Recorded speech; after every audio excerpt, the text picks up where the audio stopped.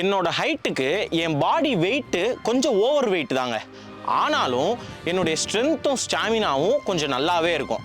அதுக்கு ஒரு முக்கியமான காரணம் நான் டெய்லி சாப்பிட்றது. அது என்னங்கிறத உங்களுக்கு பின்னாடி சொல்கிறேன். இந்த ஸ்ட்ரென்த் ஸ்டாமினாக்கு நான் உங்களுக்கு ஒரு உதாரணத்தோட சொல்கிறேன். ஒரு லிஃப்ட் இருக்குது, ஒரு 40 படி ஏறணும் அப்படின்னா நான் தயங்காமல் படி கடன்னு ஏறிடுவேன். இப்போ கொஞ்சம் தூரம் நடக்கணும், படி ஏறணும்னாலே அப்படி ஆகும்ல, அந்த மாதிரி எனக்கு ஆகாது. அதே மாதிரி இப்போ பைசப்ஸ் போடுறதோ இல்லை ஷோல்டருக்கு போடுறதோ, இப்போ வெயிட் தூக்கும்போது இங்கிட்ட ஒரு 15 கிலோ, இங்கிட்ட ஒரு 15 கிலோ, 30 கிலோ வச்சு என்னால் கொஞ்சம் நல்லாவே எக்ஸசைஸ் பண்ண முடியும், கொஞ்சம் லாங்கராகவே பண்ண முடியும். அதே மாதிரி நான் புஷ்அப் எடுக்கிறேன் அப்படின்னாலும் தொடர்ந்து என்னால் ஒரு 30 புஷ்அப் தொடர்ந்து என்னால் எடுக்க முடியும். அப்புறம் இந்த தண்ணி கேன் இருக்குல்ல, அது 2 தண்ணி கேனையுமே 2 கையில் தூக்கிட்டு நடக்க முடியும்.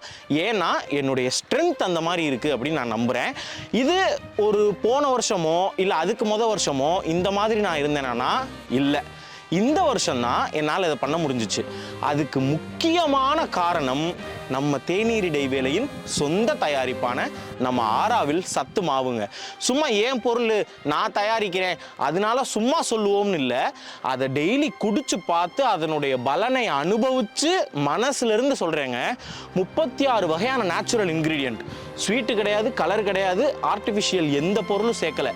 இயற்கை முறையில் நல்ல குவாலிட்டியான பொருட்களை வாங்கி அதை காய வச்சு வறுத்து அரைச்சு மாவாக்கி சலிச்சு பவுடர் பண்ணி நம்ம கொடுக்குறோங்க.